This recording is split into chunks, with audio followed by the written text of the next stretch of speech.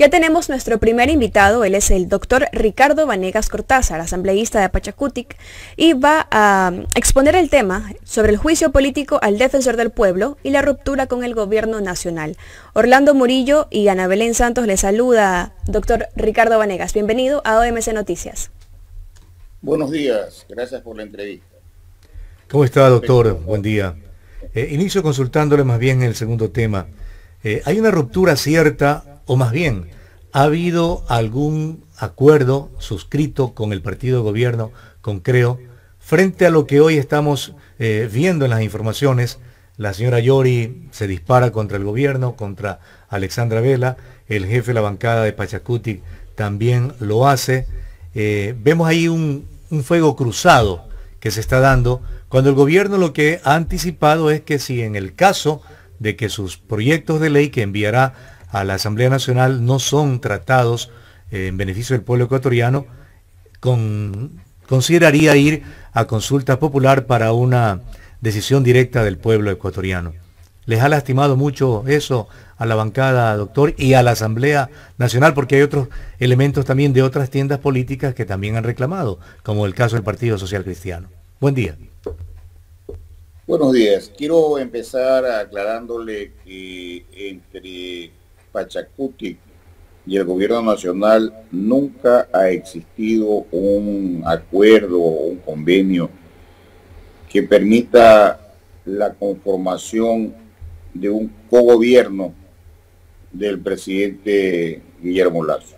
Lo único que existió es un apoyo del partido de gobierno para elegir a las autoridades de la Asamblea Nacional. Pero eso no nos compromete a nosotros de ninguna manera con el gobierno nacional para que sean aprobadas leyes que perjudiquen al pueblo ecuatoriano. Y respecto a el anuncio o la amenaza que ha hecho la señora ministra de Gobierno, le tengo que recordar que todos los proyectos de ley que el gobierno ha enviado han sido conocidos y sustanciados en el seno de la Asamblea Nacional. Ella no tiene por qué apresurarse a decir lo que va a enviar. El colegislador, que es el Ejecutivo, puede enviar proyectos de ley, pero de ninguna manera puede ejercer una interferencia en la función legislativa. Nos corresponde a nosotros como asambleístas revisar si los proyectos de ley que envía el Ejecutivo reúnen las condiciones para proteger los intereses del pueblo ecuatoriano. Y si no lo hacen, no estamos obligados. Nosotros no somos empleados de la señora ministra de Gobierno. Somos asambleístas que tenemos la capacidad de revisar y de resolver en beneficio del pueblo ecuatoriano. Para eso es que nos han elegido, no para ser obedientes de ningún gobierno. Esa amenaza, como usted la llama, por lo dicho por la ministra de Gobierno, doña Alexandra Vela, desestabiliza auténticamente a la Asamblea, capaz de que, como dice el jefe del bloque Pachacutic, lo que quieren es controlar el Parlamento, o como manifiesta Marlon Santi, es lo que quieren desestabilizar el trabajo del bloque Pachacutic a lo interno de la Asamblea?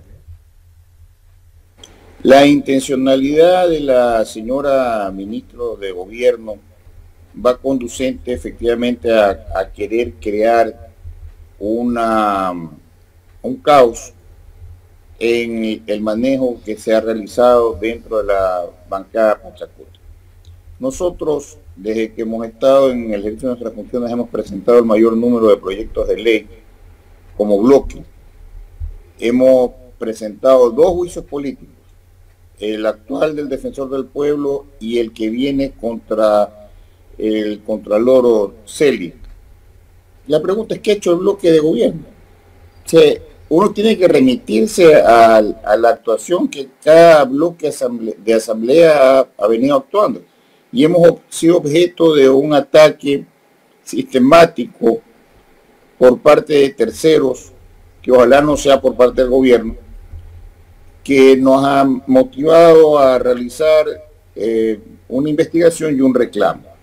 Porque no puede ser que la señora ministra de Gobierno pretenda que la bancada de Pachacutic esté haciéndole sombra a lo que ellos digan. Así no son las cosas, señora abogada Vela. aquí en la Asamblea Pachacutic tiene una posición muy clara y la va a seguir manteniendo. Nosotros no hemos sido, no somos y no seremos parte del gobierno del señor presidente Guillermo Lasso. Ahora, también se ha dicho por parte de la señora Yori que se acusa por parte del gobierno que algunos asambleístas pretenden conseguir cargos a costa de solicitar recursos.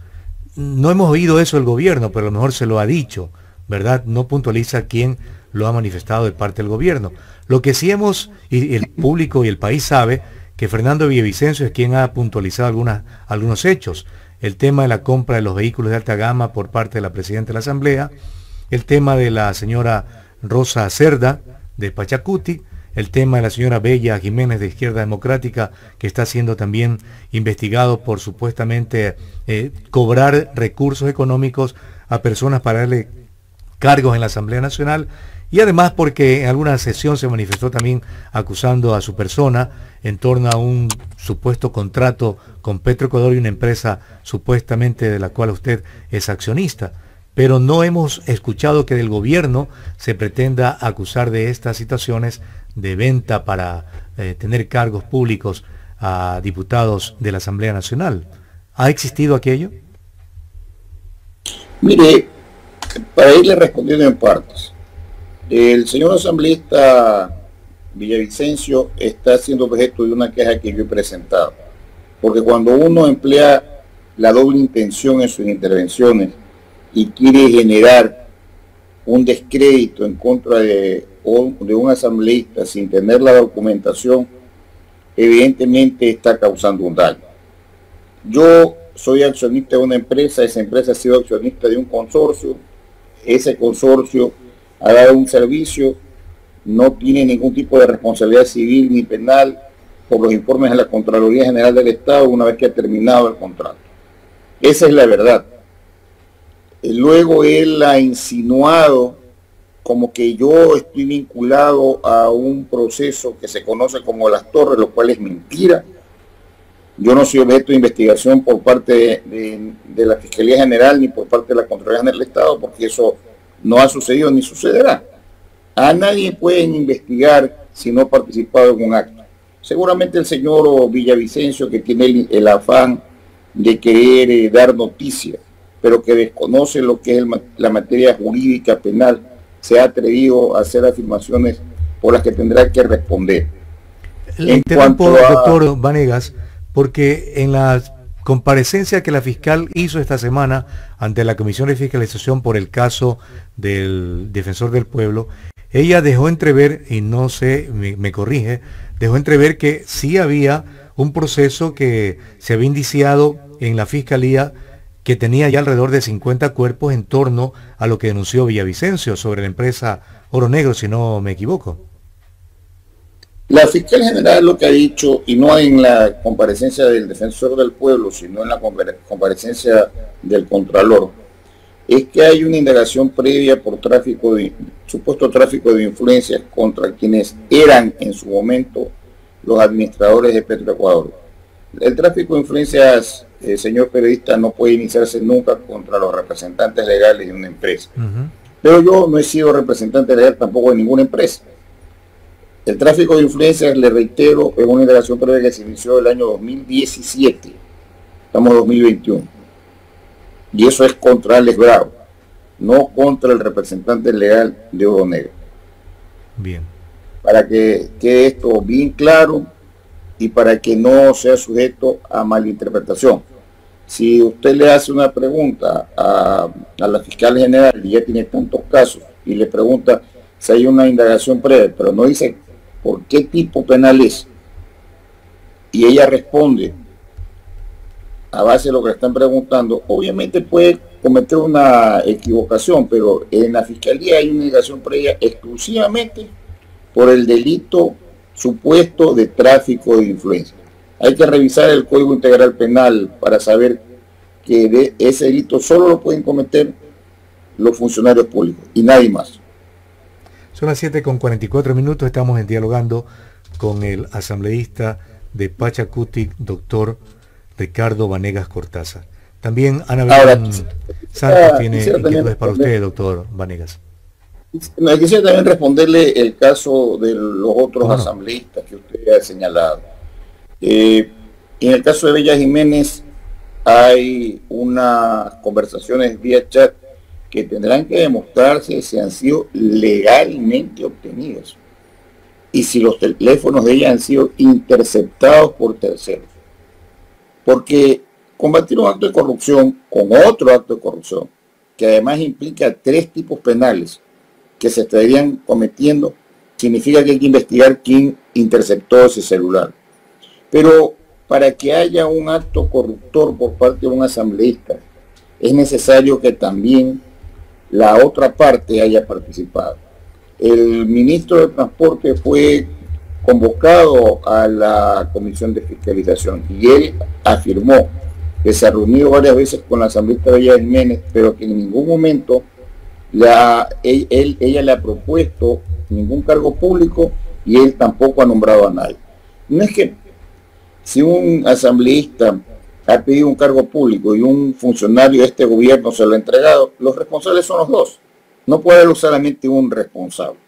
Son los dos los responsables.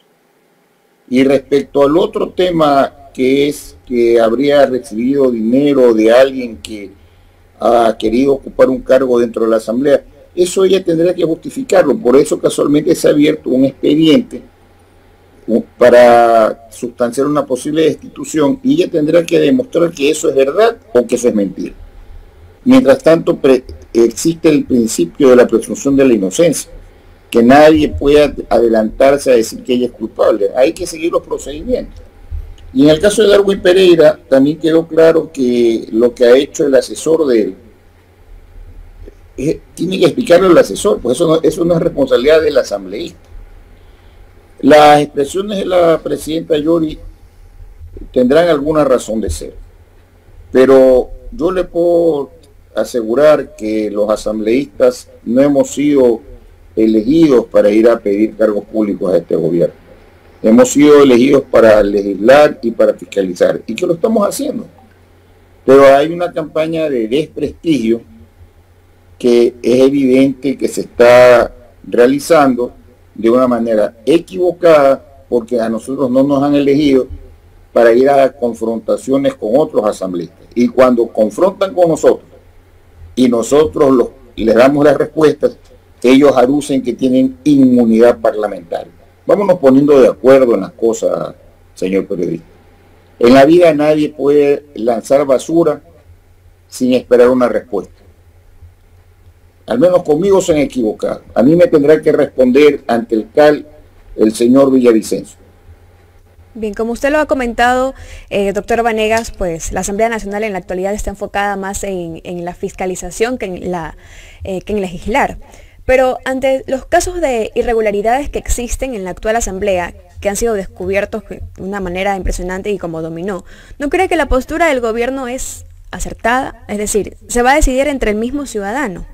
No se trata de quién trabaja para el gobierno, como usted lo comentaba hace un momento, sino que se trata de quién trabaja para el civil, ¿no? Quién le brinda la ayuda a las propuestas que tienen los legisladores correspondientes a sus bancadas. Entonces sí quisiera saber más o menos cuáles son esas propuestas prioritarias que tiene su bancada Pachakutik, y no sería acertada también la decisión por parte del gobierno que el propio civil pueda elegir qué es lo mejor para ellos.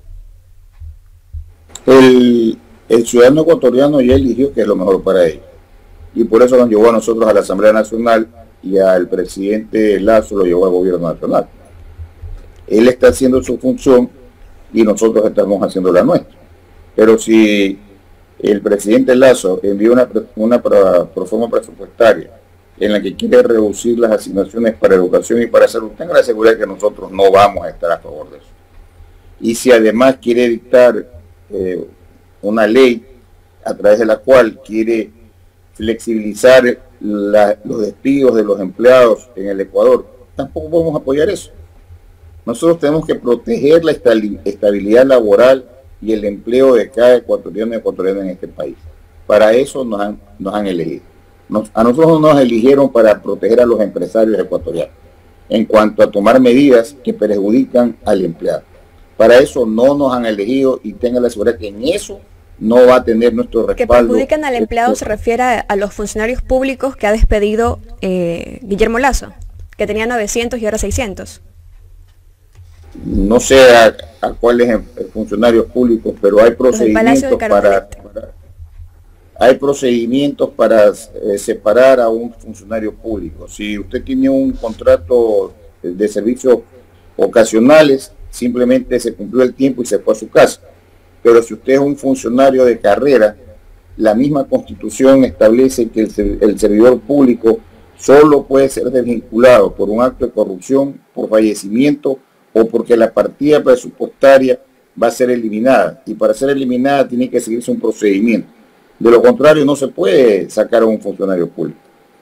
Entonces, doctor el presidente Vanegas, antes de pasar al siguiente tema, quisiera consultarle el hecho de que usted presentó ante la Fiscalía para que se investigue quién ha pinchado los teléfonos de los asambleístas.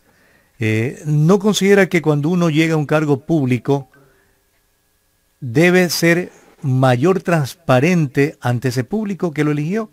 Y en el caso, si en caso mío fuese que me pinchan el teléfono, pues lo diría, no públicamente, porque si no tengo que esconder absolutamente nada, no me inquieta ni me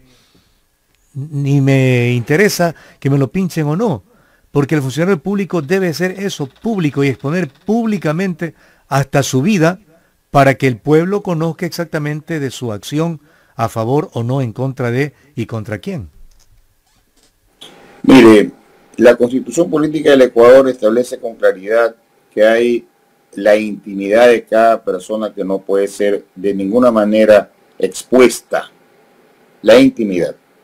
Y la historia del mundo ha demostrado que cuando el poder político interviene en conversaciones de otros líderes políticos, está cometiendo un delito político, además de otros delitos. Si no, le recuerdo que usted revise la labor periodística que en su momento hizo el New York Times cuando descubrió el caso Watergate de Richard Nixon.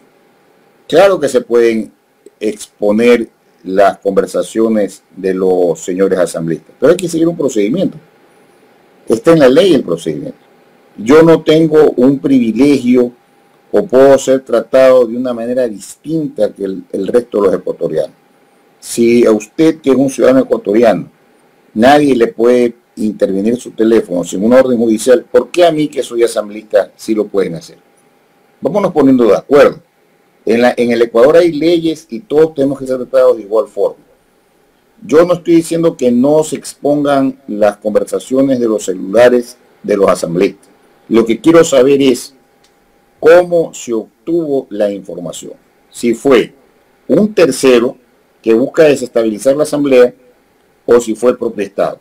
Y la fiscal tiene la obligación de informarnos, porque para interceptar celulares en el Ecuador no es tan sencillo. Hay que tener aparatos que implican de mucha tecnología. Y eso es lo que tenemos que saber. Así como usted me dice que hay que transparentar la información de cada asambleísta, también tenemos que transparentar quién es el que ha pinchado los celulares. Vamos hablando claro las cosas aquí en este país. Bueno, de lo que se conoce públicamente, parece ser que uno de los propios afectados fue el que llevó el tema hasta el asambleísta Villavicencio para exponer lo que pasó en el caso de la señora Bella Jiménez, ¿no? Veremos también qué ocurre en el plazo que da la Constitución y la función legislativa para determinar la sanción contra ella. En el tema propiamente que se analiza del juicio político del defensor del pueblo, el doctor Vanegas, ¿cómo ve el proceso en sí? Porque el señor Carrión pretende también de alguna forma deslegitimar lo que el Parlamento, la Asamblea, está haciendo frente a la indagación que en el juicio político se está llevando contra él. Mire, yo espero que lo que usted ha señalado al final sea cierto y que la persona que supuestamente ha entregado esta información a Villavicencio así lo confirme. De lo contrario, ahí hay un gran problema, que él tendrá que explicar cómo se obtuvo esa información. Respecto al juicio político como tal, quiero decirle que nosotros hemos iniciado un proceso que va conducente a demostrar si hay o no el incumplimiento de funciones por parte del señor defensor del pueblo en funciones. Este proceso nos ha permitido aclarar ciertos hechos. Primero, el día 13 y 14 de mayo, el señor doctor Falconi y su esposa visitaron al defensor del pueblo en las oficinas de la Defensoría del Pueblo, con la finalidad, entre otras, de que la señora, que era funcionaria pública, directora del INEM, y además el asesor jurídico de ese organismo, puedan conseguir de parte del defensor del pueblo ser veedor en la aprobación de una licencia de una empresa china, porque así lo dicen ellos en sus declaraciones, en una actividad que no le corresponde pues al defensor del pueblo. Y producto de esas conversaciones terminan en la reunión en su departamento el día sábado 15 de mayo. Que al hacerlo utilizaron un vehículo del Estado, un chofer que es empleado público y un policía asignado como custodia al señor Carrión. Luego se produce un hecho que es público y producto de ese hecho empieza, digámoslo así, una acción penal por un aparente rompimiento del estado de excepción. El estado de excepción que estaba vigente en ese país determinaba que no podían haber movilidad libre y tampoco podían haber reuniones sociales. Y esos dos hechos también se demuestran que existieron. Y él queda detenido desde el día 16 de mayo, ya no por el romper el estado de excepción, sino más bien porque se lo acusa de un presunto delito sexual. Desde el día 16 de mayo hasta el día 17 de junio, él está en uso de sus vacaciones.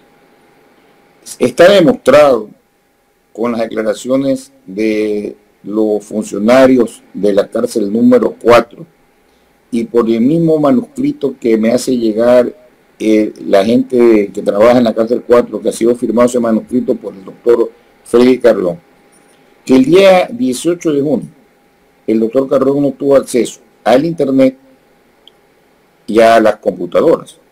En consecuencia, él no pudo ser el autor de la resolución número 032, que es la que remueve de sus funciones a la doctora Rovira, designa a la abogada Tejada como su reemplazo y además se extiende de una manera ilimitada en sus vacaciones o permisos hasta que resuelva su problema jurídico.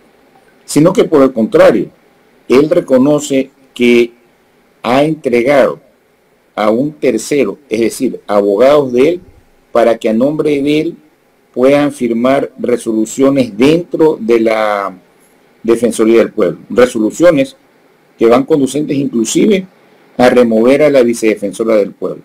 Y ahí se encuadra como agravante inclusive el incumplimiento de funciones, porque un titular no puede, me refiero a un titular funcionario público, no puede entregarle a un particular que no es funcionario público, que tenga acceso a su correo electrónico, a su firma electrónica, a las resoluciones de la entidad y además que designe a la máxima autoridad de esa función del Estado.